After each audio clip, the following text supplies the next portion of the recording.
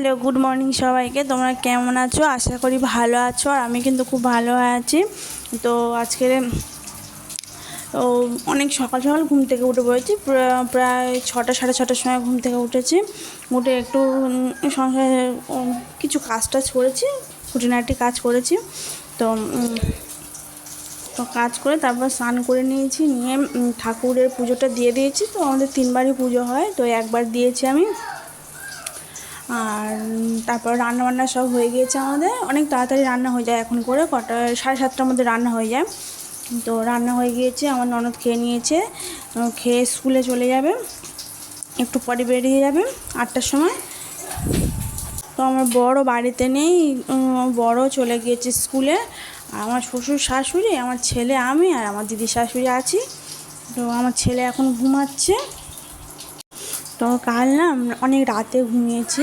আমার ছেলের শরীরটা একটু খারাপ মতো ছিল, ঠান্ডা লেগেছে প্রচণ্ড। এখন ওয়েদার চেঞ্জ হচ্ছে না, ঠান্ডা মতন লেগেছে। অনেক রাতে শুয়েছি। আমার ছেলে এখনও ঘুমাচ্ছে, অনেক বেলা হয়ে গিয়েছে এখন। তো অনেকক্ষণ থেকে আমার ছেলেকে ডাকছি, কিছুতেই উঠছে না, বিরক্ত হচ্ছে। লাইট জ্বেলে দিচ্ছি তাও ঘুমিয়ে আছে, লাইট বন্ধ করে দিতে বলছে। তো সেই কাল রাতে, অনেক রাতে একটু খিচুড়ি করে দিয়েছিলাম, সেই খিচুড়ি খেয়েছি, আর কিছু খাইনি। তো যাই হোক, এখন 9টা 10 বাজে। তো এই যে অভিরূপ উঠে পড়েছে, তো ওকে একটু ফ্রেশ করে নিয়ে আর খেলনা দিচ্ছি, খেলছে। আর একটু জল খাইয়ে দেবো ওকে। সকালে খালি পেটে একটু জল খাওয়ায়, তাতে অল্প বেশি হোক, 1 হোক 2 হোক, যাই হোক, জল খাইয়ে। আর প্রচণ্ড ঠান্ডা লেগেছে, কাশি হচ্ছে, দেখেছো তো।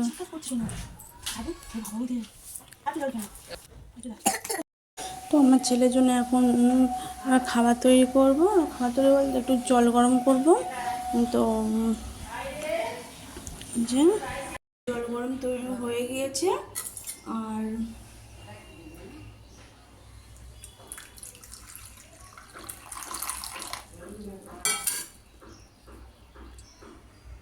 খাইয়ে দিয়েছি, এখন 10টা বাজে।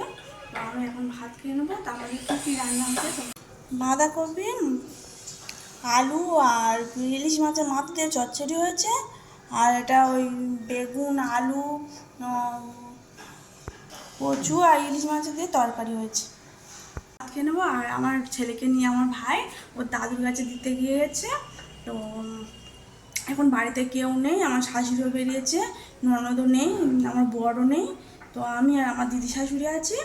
তো ভাতটা খেয়ে নিয়ে নিই। তো ভাত খেয়ে চলে এসেছি।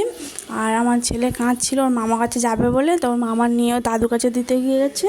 তো ওখানে ঘর হচ্ছে, ও দাদুর কাছে দিয়ে এসেছে। আর আমি একটু ভাত খেতাম, এখানে থাকলে না কিছুতেই ভাত খেতে দেবে না, তো পাঠিয়ে দিয়েছি।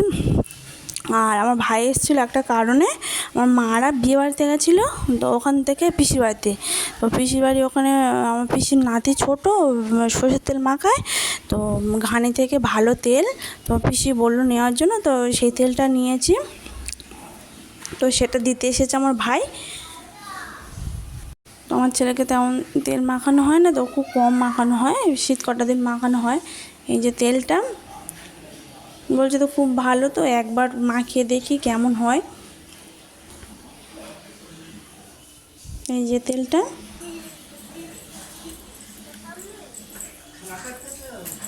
সর্ষের তেল, ওখানে থেকে নিয়ে আসা বলে তো নিলাম।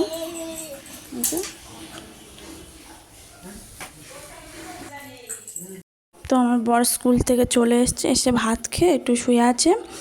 আর আমি এদিকে আমার ছেলের জন্য তরকারি করব দুপুরে। তো ভাতটা করবো না, আমাদেরই ভাত খাওয়াবো, শুধু তরকারিটা করে নেব। আর আমার ছেলেও চলে এসছে দাদুর কাছে থেকে। তো আমার ছেলে খেলছে, আমাদের নিচে একটা বাচ্চা মেয়ে থাকে ভাড়াটিয়া, তো সেই বাচ্চা মেয়েটার সাথে খেলছে আমার ছেলে।